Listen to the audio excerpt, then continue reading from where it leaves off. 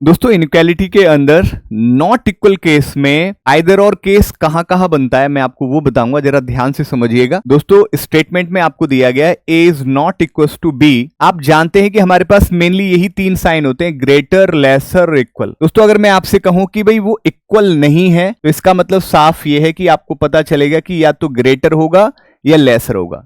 यानी कि अगर ए बी के इक्वल नहीं है तो फिर क्या हो सकता है, या तो बड़ा हो सकता है या फिर छोटा। कंक्लूजन में अगर आपको दिया गया ए इज ग्रेटर बी तो आप कहेंगे भाई लेसर भी तो हो सकता है, तो उस मध्य नजर रखते हुए ये गलत होगा। फिर आपसे कह रहा है ए लेसर बी तो आप कहेंगे ग्रेटर भी तो हो सकता है, क्योंकि दो ही बातें होंगी, या तो ग्रेटर या लेसर, इसके अलावा तो कुछ और नहीं हो सकता ना, तो ये भी गलत। बट हम इन दोनों को कंबाइन करें, कंबाइन करने पर हमें यही मिलेगा, या तो बड़ा या छोटा, क्योंकि वेरिएबल तो सेम ही है ना, और दोनों का रिलेशन भी आप कहेंगे बिल्कुल ऑब्वियसली कंफर्म नहीं है, दोनों गलत भी हैं। तो यहां पर ये कैसा हो जाएगा, फिर आइदर और होगा ही होगा। अगर हम बात करें इसकी तो स्टेटमेंट यहां पर दिया गया A is greater equals to B और B is not equals to C. आप जानते हैं नॉट इक्वल मतलब या तो बड़ा या छोटा। हमसे ए और सी के बीच में रिलेशन पूछा गया है। आप सभी जानते हैं कि ए और सी के बीच में रिलेशन कंफर्म नहीं हो पाएगा। हम ये तो कह सकते हैं A is greater equals to B, लेकिन बी और सी के बीच में यहां पर आपको या तो ग्रेटर या लेसर, तो आप ए और सी के बीच में क्या हुआ, ए और सी के बीच में रिलेशन कंफर्म नहीं हो पाएगा।